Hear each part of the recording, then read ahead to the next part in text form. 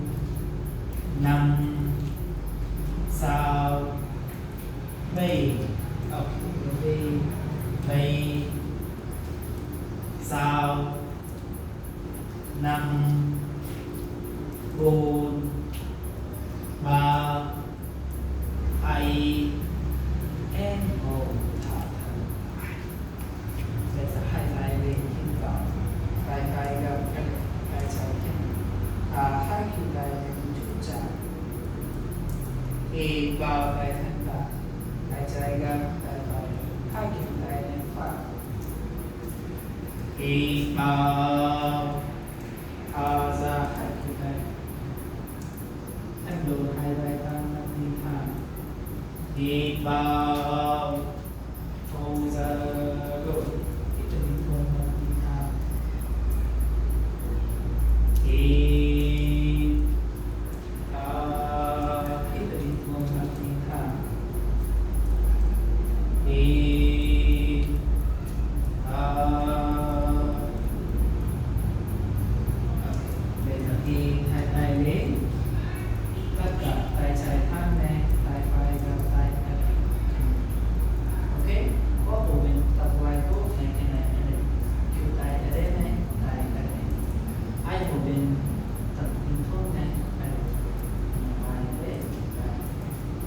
Bây giờ từ tay trái này thả ra bên trái một chút, mắt nhìn thẳng, ok không sao. Dư, và làm được từ tay cái thẳng, thẳng lưng hai vai thẳng mắt nhìn thẳng. 5, kita buat 4, 3, 2, bây giờ tất cả từ thao tay trái tay xuống. Yes, mà ai thằng nothing day. Ai cũng đừng có làm rộng này từ tay trái tay gặp khi tay xuống. Sao 5 4 3 2 1 2 phải đi được 2 tay đi tập dần dần từ tay này tay phải thang tay trái gặp đưa ra tay phải bên phải một chút mắt nhìn thẳng giữ cái hai bài thẳng tất cả tập trung trái vai giữ sao mắt nhìn thẳng thôi 5 kita bình thường 3 2 1 từ thở tay phải xuống giữ hơi và bắt đầu từ mà vai mình lên slowly giữ ở đây đúng rồi very good sau 5 4 3 2 1 okay và tay ra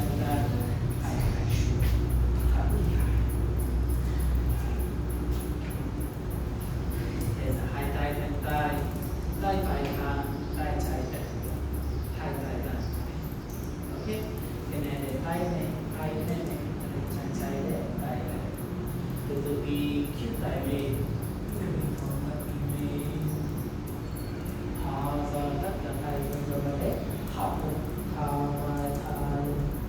lên tất cả đi vào khít tay lên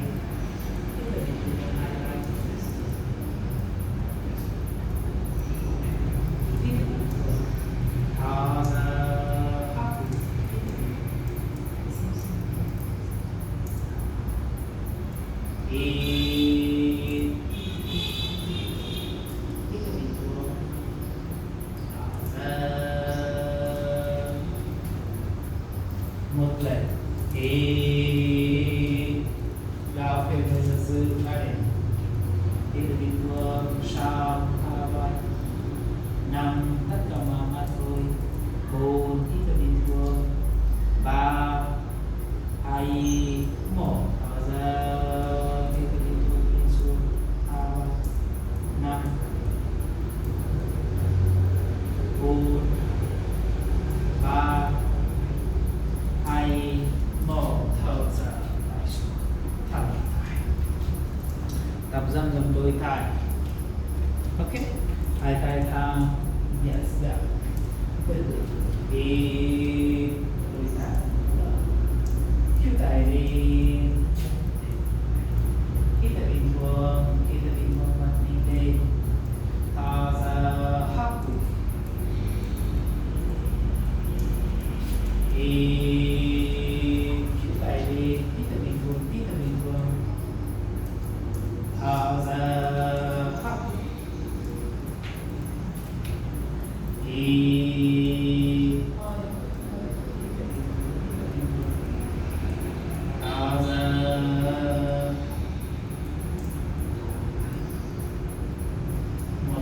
Okay, zirale, yes, chào, tất cả kiểu tài lệ, năm, thì các tình huống thôi, 4, 3,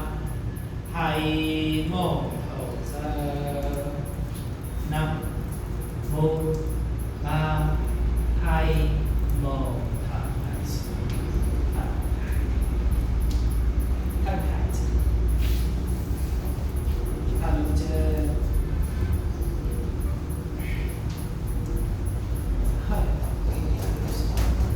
Sao 5 4 3 2 1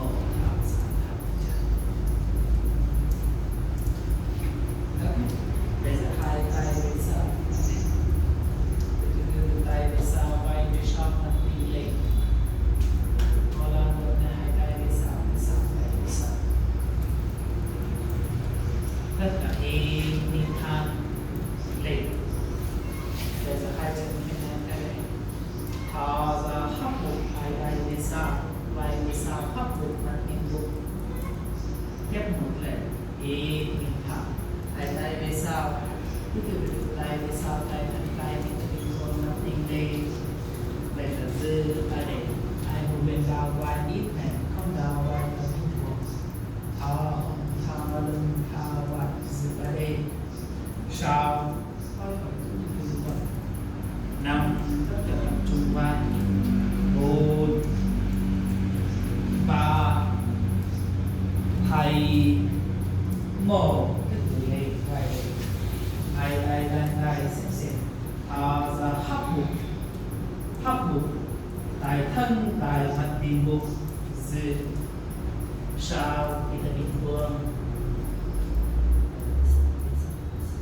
5 4 3 2 1 thả hai tay về sau thế này hai một bên cầm cho hai tay cái để lăn lăn hai một bên mình không hai tay mình không gấp hai chân đi không lên hai vai thang em đặt lên cao giữ sau 5 4 3 2 1 thôi giờ mong xua bây giờ có hồ bên làm được nên tay chạy gặp cái này ở đây không tay ở đây được cái này ở đây ok yes thì mong lên tay phải ở đây mắt nhìn xuống giữ ở đây mong lên cao sao tập trung vai 5 chiếc mong hồi 4 lên mong lên cao 3 2 1 thôi ra mong xuống tập dần rồi tay phải về sau tay gặp đi bò mong lên and tay trái yes mắt nhìn xuống đúng rồi very nice sao thôi mong lên cao 5 có làm được với chân lên 4 3 2 1 thở ra mong xuống đúng hai chân thế này bây giờ tôi ở đây xa hai tay lên thịt to hai tay xuống tay thân cả thao vai bây giờ hai một bên đào xuống hai tay bên sau thân tay không đào xuống tay thân tay bình thường rồi đúng sau tập trung nhé 5 kita bình thường 4 3 2 1 hít vào hai tay lên thả hai tay về sau tiếp nhận hai tay trên này ở đây bây giờ hai chân tập ok tiếp tục từ thả ra vai về sau có làm được này luôn xuống thả lưng thân tay về mặt mình lên hai chân tập ok có tập vào kim xuống giữ hai một bên tập được đấy tụ hai chân lên không lên và không sao tất cả lùi xuống ai lùi xuống này chân lên chân không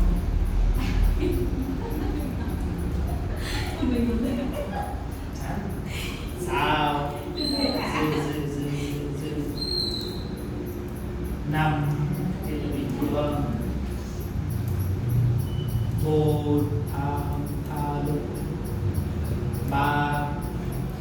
thầy. Bây giờ tôi cô thầy sẽ như thế này, mắt nhìn thẳng, dư tôi xoay thế này, yes, một lần một nhẹ này xoay nhẹ chân xuống, sao đi, yes, năm mắt nhìn thẳng, một ba hai một, ôm đồ,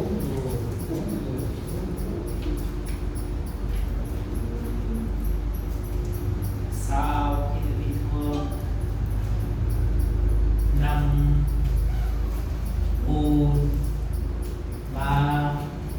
hai một, nhìn thẳng tất cả hai tay về sau, tay ra tay xuống. Ok, có mình nhìn vào đây ra ai làm rất này từ từ tay thế này một thế này hai, không tay đây rồi cái này đi. Bây giờ mong mình thế đi vào siết mong lên, có làm được có chân lên mà tin về sau, yeah, đúng rồi, sau năm, very good, bốn ba hai một, xuống hai chân lên, hai tay sang tay thẳng, sau năm bốn ba hai một, bây giờ xoay nhé, chút xa, hai tay giang tay, xoay trái, hít thả xoay phải,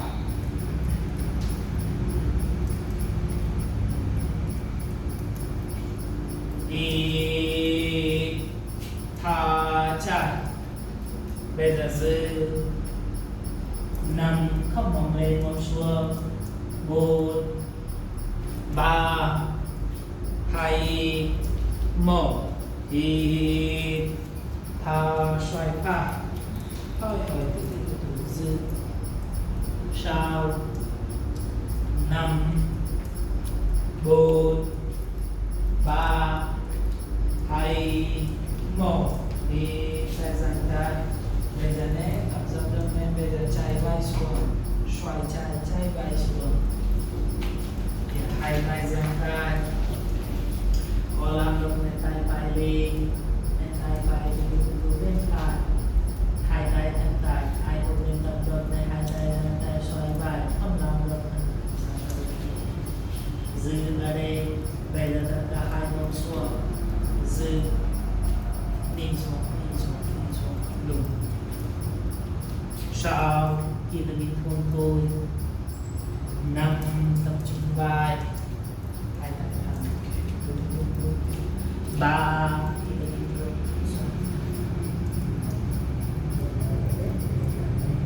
hai một lên, thì hai tay giang tay, thu ra xoay phải, xếp rất là vai xuống, hai tay giang tay, có làm được hai tay chạy lên, tay chạy lên chặt, khi ta đi thường giữ tay để hai mông xuống này, hai mông xuống, giữ tay để sau, hai tay thân tay, năm khi ta đi thường, bốn ba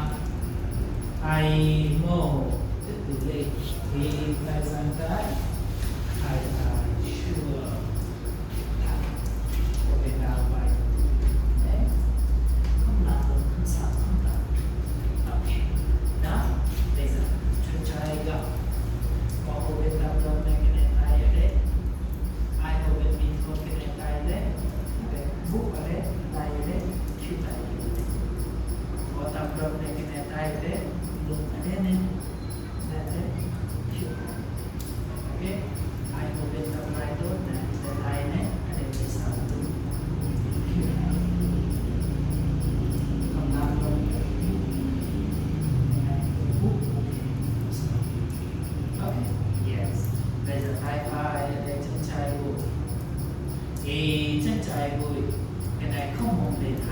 xuống hai bài thảo bây giờ tập vài rồi cái này tất cả là không làm được không đủ bây giờ chữ tại tụi tôi thảo thi nè thì tụi bên phải thấp trung này để chữ tại nè vài tham khảo và làm được này chữ tại bên phải vài cái lên một thấp trung vài thà bình thường thì thà bình thường là bình thường đấy thì anh luôn hai bài thang thà ra hai vùng xuống không mong lên tập trung vài phút thì hai bài thang anh luôn thà ra tiếp hai lần thì thở ra bây giờ một lần thì ok giữ cái này thằng lưu thì tôi bình thường bắt tinh thang sao năm thằng lưu bốn ba hai một thở ra chân trái lùi xuống thì hai tay lên hai tay lên tay hô giờ hai tay nâng lên bàn chân phải tiếp tục đặt bụng xuống lùi nào xuống giữ ở đây ai tập được này hai tay về sau bàn tay ok giữ ở đây sau tất cả tập trung bình thường 5 4 3 2 1 hít vào lên hai tay dần tay bây giờ tiếp xoay trái vai xuống hai mông xuống thôi bây giờ tôi cứ chân phải chân lên hai vai nằm lên bàn chân phải không bình thường cái này nó đi lên bây giờ nó đi lên cái này chân thẳng ai không bình thường chân thẳng ok ai tập được này từ khỏi chân phải bên phải mắt nhìn lên tất cả dư khi ta bình thường thôi sao 5 tất cả khi ta bình thường 4 3 2 1 tức cử chân xuống lên đi hai tay dang tay thả xuống tóc rất là nhiều trái thang phải gặp tay dang mà đến đấy yes xem từ từ khi chân phải với từ bên trái mắt mình thẳng hai vai thẳng thả ra bình thường khi thả bình thường khi hai vai thẳng thân đôi mắt mình thẳng thả bình thường khi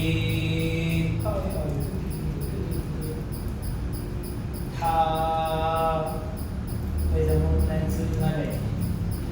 thì mắt đi thang thân đơn sao đúng dưa đây 5 thân đơn 4 3 2 1 thở ra lùi xuống hai tay lên hít vào hai tay lên bàn chân trái thư giãn có tập được này hai tay về sau găng tay xoay vai đúng không biết bình thường tay lên bàn chân ok thôi không sao đúng sao thì tôi bình thường 5 tất cả ôm lên chân trái chân thẳng nhé 4 3 2 1 hít vào hai tay dang tay xoay phải xuống hai tay dang tay đúng bây giờ tôi tôi chân trái chân lên tay trái nâng lên vai chân trái mắt nhìn lên ok rồi hai tay rồi hai tôi chân trái bên trái không làm rồi không sao mắt nhìn lên gối lên tất cả hô bên tập trung vai sao kita bình thường 5 4 3 2 1 lên lên hai tay giang tay nào xíu xíu hai tay giang tay để thở 5 4 3 2 1 bây giờ đi nha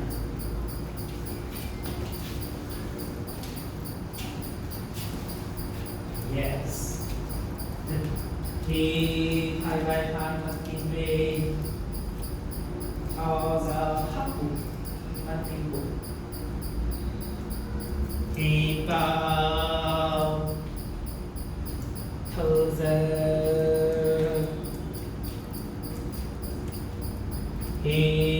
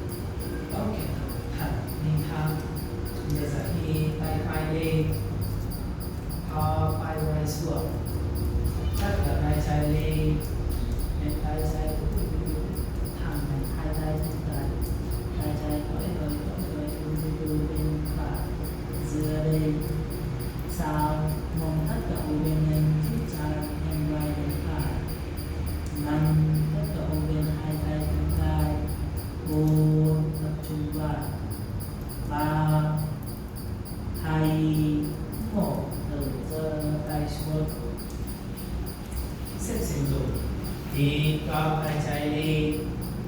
thò trái vai xuống bây giờ tay phải đi ok kita hitung sekali mong một chút left eye and vai bên trái kita hitung sekali thò vai thò lực sao hitung 5 4 3 2 1 thở ra tay xuống để cho ta theo bên hai tay thang mặt nhìn thang thì thở ra hai tay xuống tiếp một lần thì vai lên bây giờ hai người này một chút về sau gối không tay thở ra hai tay xuống yeah okay giữ cái in the window yang masuk okay giữ sao in the window nè 5 yang masuk ke bawah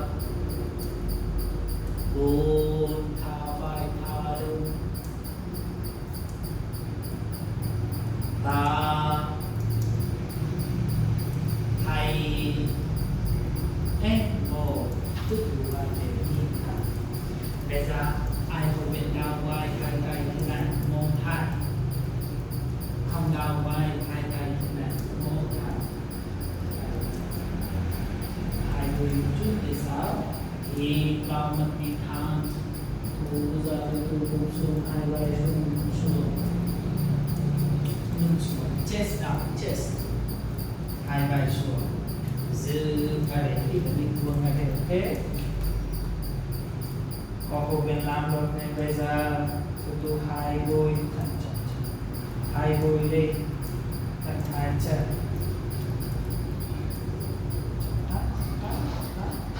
hai vai xuống không làm được không sao sao không lên nào siết thẳng chân 5 4 3 2 1 thở ra, mong về 6 em để bây giờ khép bụi thôi, hai tay phía sau đào xuống, đụng thả vai thả giữ ở đây.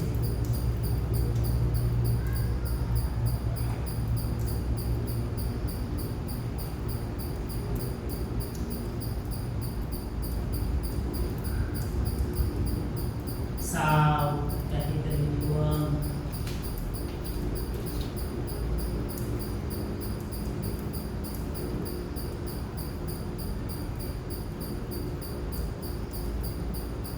Năm tập trung.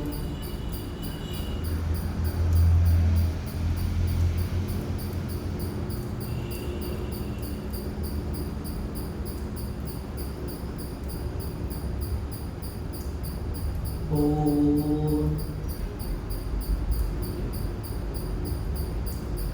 3 2 okay, chance. Yes, bây giờ bóng lên. Ok, thì chân trái chân lên cao, thả chân trái chân hai tay chân thẳng, chân phải gối chân xuống, đủ lên. Bây giờ chân nét gần, tất cả đùi chân phải chân tay lên xoay. Bây giờ chân trái lên này, sổ tay phải lên, tay phải gập, tay trái xuống phía sau, hai tay lên tay, không tay lên lên tay đó, một tay hai tay lên, ok? Ai làm được này một tay lên tay. Bây giờ mong một chút phía sau, nhưng về hai lại phía sau mặt nhìn về, không để bị buông mặt nhìn thẳng thôi. Yes. Đặt cả hai vai thẳng, hai mông thẳng, giữ. Sao? Kita bình thường. 5 hít vai về sau, vai. 4 mông thẳng. 3 2 1 mắt nhìn thẳng, hít vào. Hô ra từ từ xuống đuôi đau xuống. Tay dâm ở đây. Yes. Sao? Boleh thẳng hai chân lên ra. 5 kita bình thường. 4 3 2 1 hai tay xuống, chân phải gối xuống, đỉnh thắt. Ok, đây là chân trái lên này, xuống tay trái lên, chân phải phía sau này, xuống tay phải xuống, trái lên, tay lên, tất cả xem hai tay ở đây, hay ở đây, chân trái lên, tay một chút mong xuống. Trước tay lên, từ vai về sau, tìm cái tiếp bình không thôi. Vai về sau, trước tay lên, tất cả mở mắt. Sao, thả vai, thả lưng. 5 kita bình thường tất cả. 4 mở mắt thôi. 3 2 1 tiếp tục nhìn thẳng. Hai tay xuống. Bây giờ chân phải chân thẳng. Tất cả hai tay về sau bên trái, xoay vai nhẹ nhàng nhìn về sau. Nhìn về sau, mở mắt thôi. Mở mắt. Very good. Sao? Xoay vai.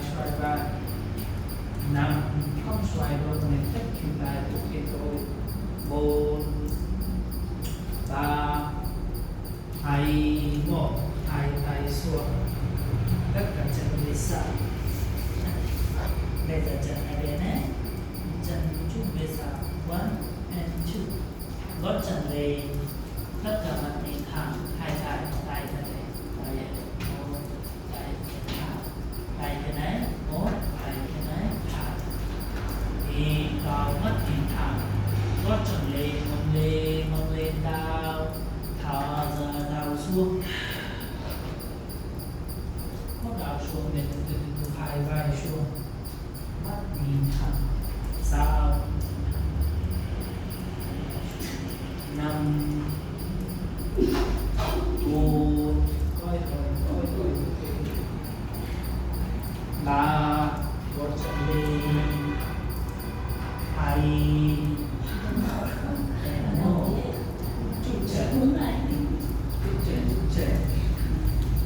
chân xếp xếp thì chân phải chân lên,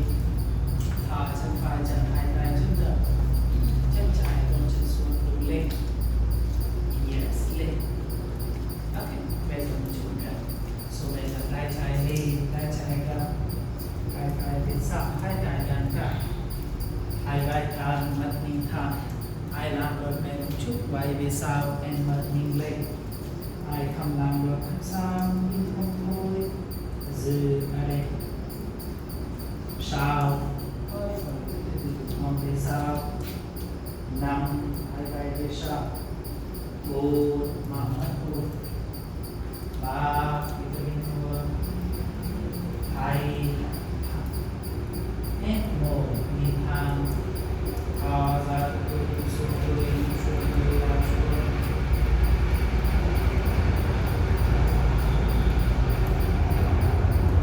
sau, hai chân, năm, bốn, ba, hai một, hai tay xuống, chân trái lùi xuống, thẳng, bây giờ vai lùi lên, tay về đây, trái về sau, tay về xuống, tay trái xuống, hai tay lên tay đấy, mong xuống một chút, kiếp này lên, thô ra mặt tim lên, tất cả một bên kita bingung mở mắt rồi, giữ ở đây, vai về sau, mong xuống, giữ, sau, tất cả kita bingung, năm, bốn, ba, hai, một, thở ra từ hai tay xuống, bây giờ thân cho chân trái chẳng lùi lên thẳng, mắt nhìn thẳng đi vào, hai tay về sau ngang tay, xoay vai, ôm dao xuống đuôi, em mắt nhìn về sau, tất cả bộ viện thẳng hai chân em mở mắt, giữ đây, sau, năm, bốn, ba, hai, một, hai tay xuống, mắt nhìn thẳng, chân trái chân lên trụ chân, hai tay lên bên chân thở ra và ôm xuống đuôi đào xuống, có việc bình thường một chút gọn đùi không đau nên thẳng hai chân giữ ở đây, sau,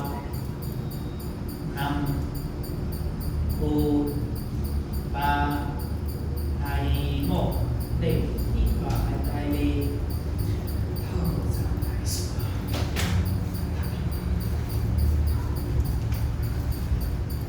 Ok, hai chân một chút sát, xoay tay lên đi thẳng, một, hai, ba, bốn, năm, sáu, bảy, tám, chín, đôi chín, có làm một nhanh, tám, bảy, sáu, năm, bốn, ba, hai, một, năm, bốn, ba, hai, một, hai chân ở đây, tay thế này, đập xếp một tay đây, hai chân, tay không xoay để thẳng thẳng, tay thẳng lên, một,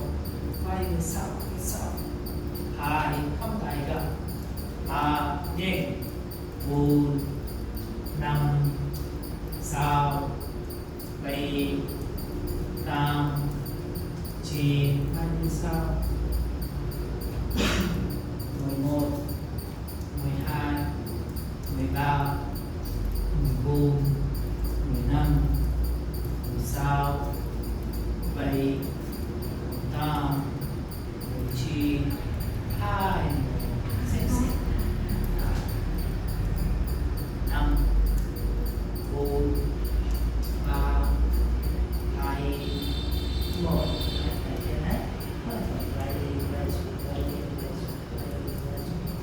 một, hai, ba, bốn,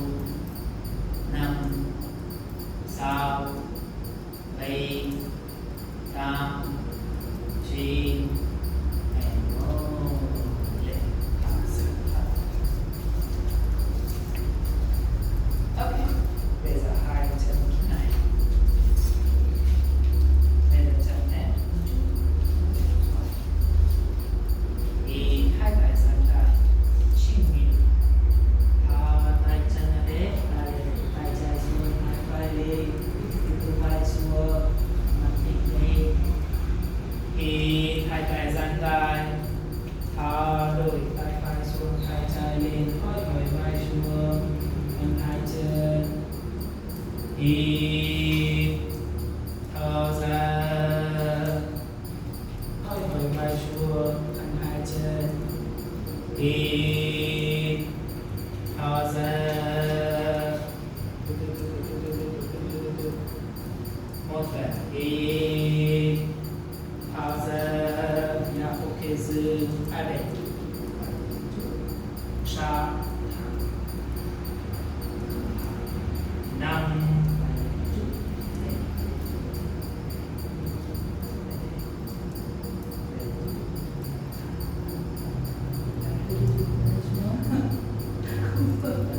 4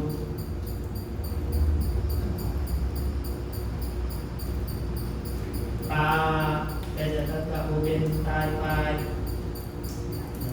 ơi bây giờ tất cả vô bên tay phải gặp ở đây chân trái lùi dư ở đây 6 hai chân thẳng 5 vai xuống một chút 4 tập trung vai xuống 3 2 1 không tập nên thôi tất cả đi được hai tay sang tay đi vào trên video mắt đi thẳng thu ra tay phải xuống tay trái lên mắt nhìn tay trái dư lên sau 5 4 3 bây giờ hai lần gấp tay trái gấp chân phải lùi tất cả ở bên vai xuống mắt vai xuống đi xuống nghe mắt nhìn lên dừng sau không mong về sau nhiều 5 thôi còn vai xuống 4 kita đi xuống hai mắt 3 2 1 hai tay xuống mắt nhìn thẳng hai chân như này ở đây ok đây là hai tay phía sau lên tay ok tất cả xoay vai cố làm được một chút chân sang này đau xuống này từ tay xuống mắt nhìn phía sau hai chân xoay vai không xoay vật này khép lại ok dư sau 5 4 3 2 1 hai tay xuống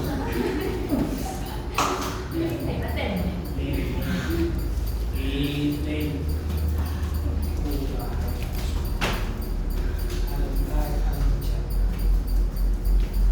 ok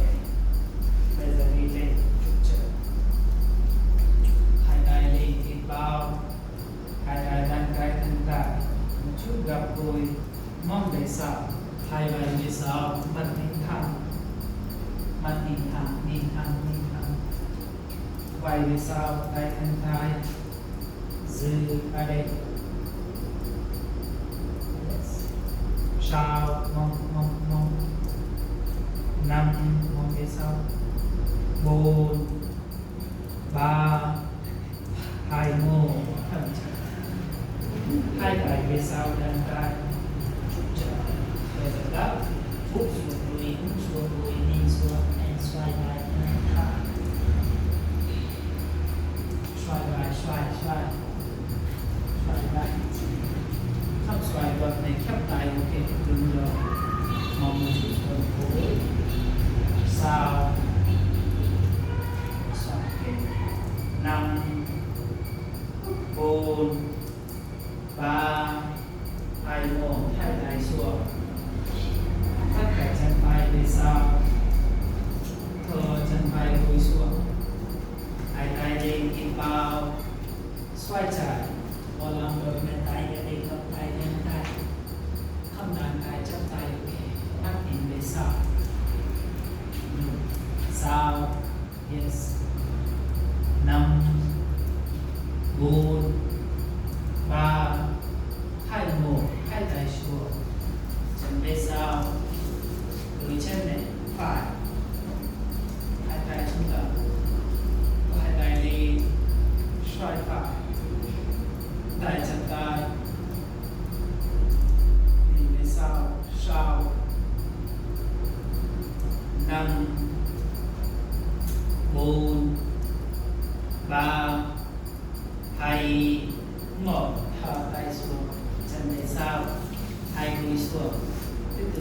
ngập xuống chest down. Open down vai, open down cô hai tay thế này để ok. Hai làm được hai tay về sau lên tay. Ok, and từ từ hai chân thế này vào.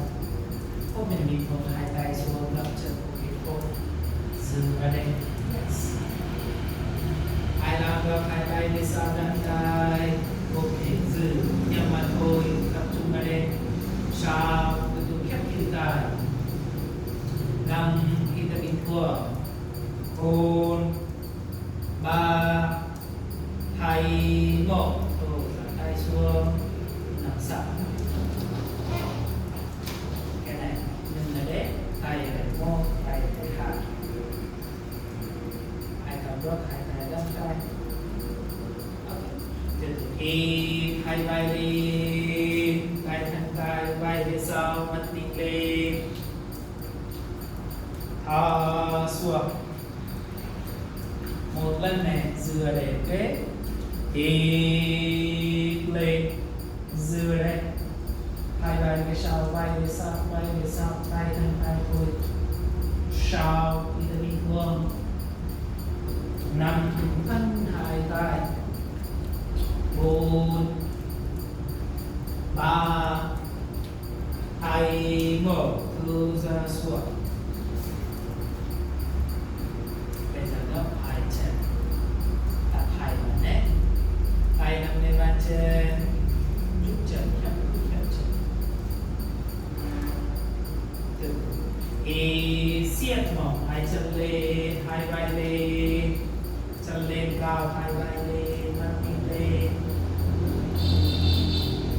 thở ra xuống. Ok, bây giờ một lần này ai có biết tập gầm xoay vai giá không xoay vai ai không làm được nè mình còn xem tập được rồi bắt đầu thì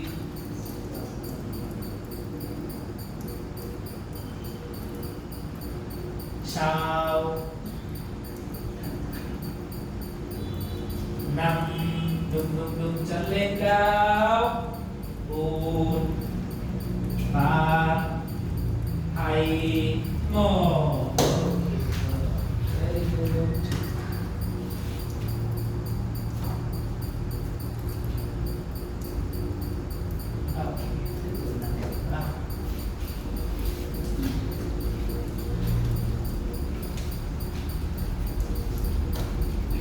ôm người tất cả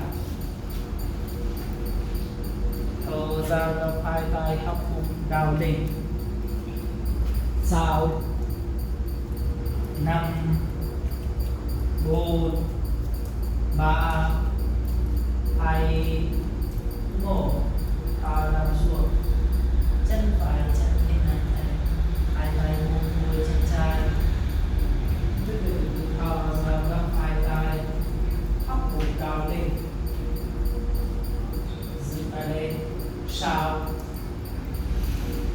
5 4 3 2 1 thở ra xuống tập rất đôi chân hai tay ôm đôi chân phải gấp hai tay gấp yes sau 5 4 3 2 1 thở ra gấp chặt hai tay bây giờ thế nào 1 2 tất cả bộ bên tay ra đây này không tay ra đây cái này không phải tay ra đây thuộc bây giờ tất cả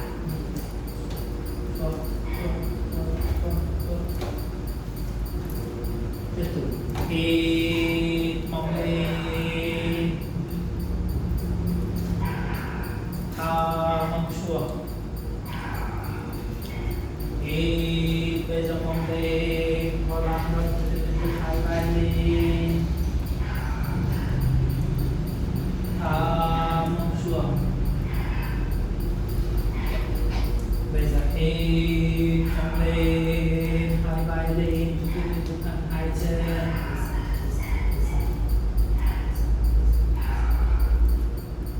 thở xuống ok một lần này sửa để đi một bên hai vai lên từ từ thẳng hai chân khi ta mình cuộn dư trong bên sau thẳng chân rồi sau khi ta mình cuộn hồi tập trung năm vô định đặt vào một viên thẳng chân một dựa đến ba thầy thẳng chân em ngô xuống ra tổ ôm gối thò ra gấp hai tay khắp bụng đào lên sao năm bốn ba hai một hai chân lên trên ghế độ chân lên mông lên thẳng thò ra chân bên sau sắp đúng hai cặp đôi hai tay bên sau nắm tay thẳng đúng nhắm mắt hồn sau khi ta bình thường năm bốn ba hai một thở hông xuống một lần xoạc chân phải lên trên ví đầu tay trái nắm như vậy chân phải thả ra xoay hai vai xuống khi ta bình thường em mắt nhìn tay phải giữ ở đây sau năm bốn ba hai một bây giờ ta phân nhận luôn đi thở yes sau khi ta đi tuôn năm bốn ba hai một ôm gối bắt đầu quật đi thở thân trần xuống đau xuống ngồi lên thôi nhanh một hai ba bốn năm sáu bảy tám chín and more hai tay sang tay gập hai chân hai đôi bên phải bên trái hít thở đôi bên phải bên trái hít thở tất cả đôi bên hai đôi bên phải bên trái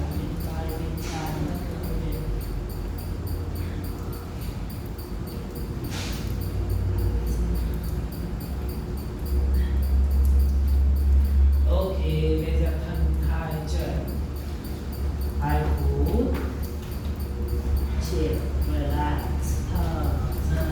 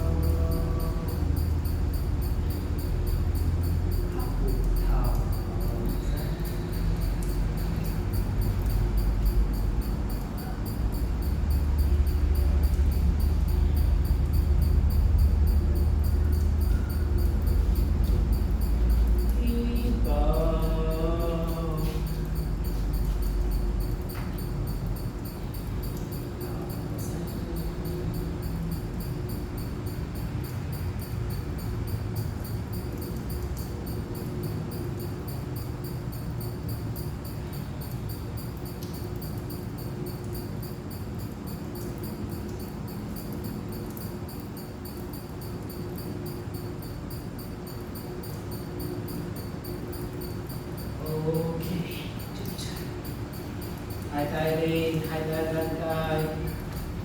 hít vào tay lên chân xuống thở ra chân phải dần ra bên trái lên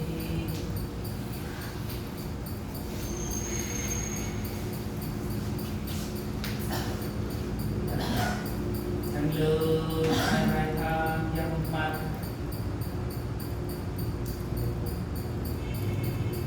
hít vào